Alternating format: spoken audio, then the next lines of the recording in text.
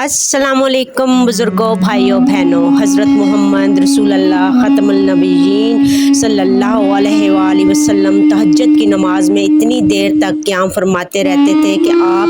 کے قدمین مبارک میں ورم آ جاتا تھا۔ جب حضرت عائشہ نے یہ پوچھا کہ آپ اتنی مشقت کیوں فرماتے ہیں جبکہ اللہ تعالیٰ نے آپ کے اگلے پچھلے گناہ بخش دیے، اللہ تعالیٰ نے آپ صلی اللہ علیہ وآلہ وسلم کو ہر قسم کے گناہ سے پہلے ہی پاک کر رکھا تھا۔ آپ صلی اللہ علیہ وآلہ وسلم نے فرمایا کہ میں اللہ کا شکر گزار بندہ بننا پسند نہ کروں۔